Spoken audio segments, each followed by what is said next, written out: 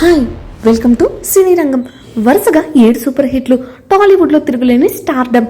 పవన్ కళ్యాణ్ పేరు చెబితే చాలు థియేటర్లో కేకలతో మారుమోగిపోయే రోజులవి. ఖుషీ లాంటి ఇండస్ట్రీ హిట్ తర్వాత పవన్ కళ్యాణ్ చేసే సినిమా ఏంటా అని ప్రేక్షకులు మాత్రమే కాదు, మొత్తం ఇండస్ట్రీ కూడా ఆసక్తిగా ఎదురు చూసింది. సరిగ్గా ఆ సమయంలో ఒక సంచలన ప్రకటన వచ్చింది. పవన్ కళ్యాణ్ హీరోగా నటించడమే కాదు, తాను రాసిన కథతో తనే దర్శకత్వం వహిస్తున్న సినిమా జానీ. దాంతో ఒక్కసారిగా అంచనాలు ఆకాశాన్ని తాకేశాయి. అప్పట్లోనే రికార్డు స్థాయిలో బిజినెస్ జరగడం, భారీ స్థాయిలో థియేటర్లో విడుదలకు సిద్ధమవ్వడం చూసి అందరూ మరో ఇండస్ట్రీ హిట్ ఖాయమని భావించారు. కానీ 2003 ఏప్రిల్ 25న థియేటర్లోకి వచ్చిన జానీ అందరి అంచనాలను తలకిందులు చేసింది. అభిమానులు ఊహించిన సినిమా ఇది కాదు. ఫలితంగా పవన్ కళ్యాణ్ కెరీర్లోనే అతిపెద్ద డిజాస్టర్లో ఒకటిగా నిలిచిపోయింది. అసలు జానీలో ఏం తప్పు జరిగింది? దర్శకుడిగా పవన్ కళ్యాణ్ వేసిన లెక్క ఎక్కడ తప్పింది? ప్రేక్షకులు ఎందుకు ఈ సినిమాను తిరస్కరించారు? ఈ రోజు ఎలాంటి సోది లేకుండా ఆ మైక్రో డీటెయిల్స్ గురించి పూర్తిగా తెలుసుకుందాం. ఈ సినిమా ఫెయిల్ అవడానికి ప్రధాన కారణం ప్రేక్షకుల అంచనాలు మరియు సినిమాలో ఉన్న కంటెంట్ మధ్య ఉన్న భారీ గ్యాప్. ఖుషీ తర్వాత పవన్ కళ్యాణ్ అంటే యూత్ఫుల్ లవ్ స్టోరీలు, స్టైలిష్ ఫైట్లు, సరదా కామెడీ, ఎనర్జెటిక్ పాటలు, పవన్ ట్రేడ్ మార్క్ మేనరిజమ్స్. ప్రేక్షకులు ఇవే ఆశించారు. కానీ జానీ పూర్తిగా భిన్నమైన సినిమా. ఇది ఒక మార్షల్ ఆర్ట్స్ బ్యాక్ డ్రాప్ లో సాగే ఎమోషనల్ డ్రామా. భార్య బ్లడ్ క్యాన్సర్ తో బాధపడుతుంటే ఆమెను కాపాడడానికి ఒక భర్త చేసే పోరాటం చుట్టూ కథ తిరుగుతుంది. కథలో భావోద్వేగం ఉంది, నిజాయితీ ఉంది. కానీ థియేటర్ కు వచ్చిన ప్రేక్షకులు కోరుకున్న కమర్షియల్ ఎంటర్టైన్మెంట్ మాత్రం లేదు. అందుకే మొదటి షో పూర్తయ్యేసరికి ఇది మనం ఊహించిన పవన్ సినిమా కాదు అనే టాక్ బయటకు వచ్చింది. ఆ ఒక్క నెగిటివ్ వర్డ్ ఆఫ్ మౌత్ సినిమాను మొదటి రోజే భారీగా దెబ్బతీసింది. హీరోగా సేఫ్ గేమ్ ఆడకుండా కొత్తగా ఏదైనా చేయాలని పవన్ కళ్యాణ్ నిర్ణయించుకున్నారు. Hollywood style martial arts action, realistic visuals, సహజమైన నటన, ఇవన్నీ అప్పట్లో తెలుగు ప్రేక్షకులకు కొత్తగా అనిపించాయి. అందులో ముఖ్యంగా సింక్ సౌండ్ అనే టెక్నిక్ ఉపయోగించడం పెద్ద రిస్క్. అంటే షూటింగ్ సమయంలోనే నటులు చెప్పిన డైలాగ్స్ ను రికార్డ్ చేసి తర్వాత డబ్బింగ్ లేకుండా అదే ఉపయోగించడం.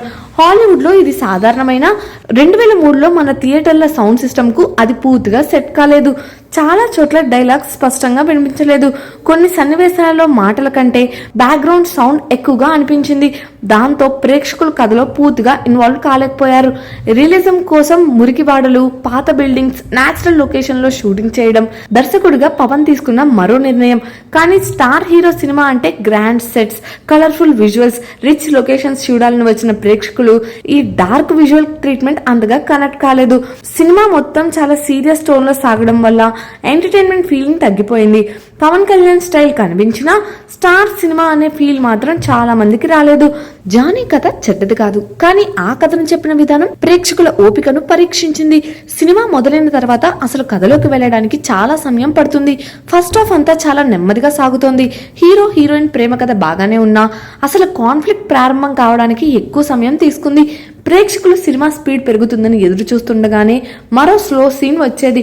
ఇక సెకండ్ హాఫ్ లో వరుసగా వచ్చే ఎమోషనల్ సన్నివేశాలు మరింత నెమ్మదిగా అనిపించాయి. ఒక ఫైట్ సీన్ వచ్చి సినిమా ఊపందుకుంటే వెంటనే మరో సెంటిమెంట్ సీన్ రావడం వల్ల సినిమా గ్రాఫ్ పదే పదే పడిపోయింది. దర్శకుడిగా పవన్ కళ్యాణ్ విజన్ కనిపించినా ప్రేక్షకులను సీట్ ఎడ్జ్ ఉంచే స్క్రీన్ ప్లే మాత్రం కనిపించలేదు. మరో ముఖ్యమైన విషయం జానీ నిడివి. దాదాపు 3 గంటల రన్ టైమ్ తో వచ్చిన ఈ సినిమా అప్పటి ప్రేక్షకులకు మరింత భారీగా అనిపించింది. ముఖ్యంగా సెంటిమెంట్ సన్నివేశాలు కాస్త కుదించి స్క్రీన్ ప్లేను షార్ప్ గా ఎడిట్ చేసుంటే సినిమా ప్రభావం మరోలా ఉండేదని అప్పటి నుంచి చాలా మంది అభిప్రాయపడ్డారు. దర్శకుడిగా పవన్ కళ్యాణ్ తనకు నచ్చిన ప్రతి భావోద్వేగాన్ని తెరపై చూపించాలని ప్రయత్నించడంతో సినిమా నిడివి పెరిగింది. కానీ కమర్షియల్ సినిమాల్లో ప్రతి సీన్ కథను ముందుకు తీసుకెళ్లాలి. అక్కడే జానీ తడబడింది. అయితే జానీ గురించి ఒక విషయం మాత్రం తప్పకుండా చెప్పాలి. ఇది పూర్తిగా చెడ్డ సినిమా కాదు. ఈ రోజుల్లో ఓటీటీలో చూసే చాలా మంది ప్రేక్షకులు అప్పట్లో ఇలాంటి ప్రయత్నం చేయడం నిజంగా ధైర్యమే అంటుంటారు. సినిమాలోని martial arts fights, Pawan Kalyan body language, styling, emotional performance, కొన్ని బ్యాక్గ్రౌండ్ స్కోర్ మూమెంట్స్ ఇప్పటికీ ప్రత్యేకంగా నిలిచిపోతాయి.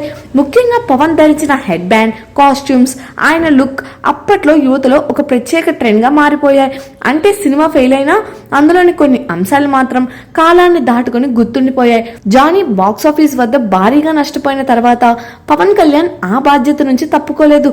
డిస్ట్రిబ్యూటర్లు నష్టపోయారని తెలిసిన తర్వాత వారికి తన వంతుగా సహాయం చేసి తన తన రెమ్యూనరేషన్ లో భాగాన్ని తిరిగి ఇచ్చారని ఇండస్ట్రీలో చాలా కాలంగా చెప్పుకుంటుంటారు. ఒక హీరోగా మాత్రమే కాదు, నిర్మాతలు, డిస్ట్రిబ్యూటర్ల బాధ్యతను అర్థం చేసుకున్న వ్యక్తిగా కూడా ఆయన అప్పుడే గౌరవం సంపాదించారు. అదే కారణంగా సినిమా ఫెయిల్ అయిన పవన్ పై అభిమానుల ప్రేమ మాత్రం ఏ మాత్రం తగ్గలేదు. చివరిగా చెప్పాలంటే జానీ ఫెయిల్ అవడానికి కారణం సినిమా చెడ్డది కావడం కాదు, ప్రేక్షకులు ఆశించిన సినిమా ఒకటి, పవన్ కళ్యాణ్ చూపించిన సినిమా ఇంకొకటి. దర్శకుడిగా కొత్తదనం చూపించాలని చేసిన ప్రయత్నం, కమర్షియల్ అంచనాలకు దూరంగా వెళ్లడం, నెమ్మదిగా సాగే స్క్రీన్ ప్లే, అప్పటి టెక్నికల్ పరిమితులు ఇవన్నీ కలిసి జానీని బాక్సాఫీస్ వద్ద ఓడించాయి. కానీ ఈ రోజు వెనక్కి తిరిగి చూసుకుంటే ఇది ఒక నిజాయితీ ఉన్న ప్రయత్నంగా మాత్రం కనిపిస్తుంది. మరి మీ అభిప్రాయం ఏంటి? నిజంగా జానీ సినిమా ఒక ఎర్లీ అటెంప్టా, లేక ప్రేక్షకుల అంచనాలు పూర్తిగా తప్పుగా అర్థం చేసుకున్న ప్రయత్నమా? మీ అభిప్రాయాన్ని కామెంట్స్ లో తెలియజేయండి. ఇలాంటి మరిన్ని మూవీ అనాలిసిస్ కోసం ఇప్పుడే మా ఛానల్ ను సబ్స్క్రైబ్ చేసుకోండి. Thank you for watching.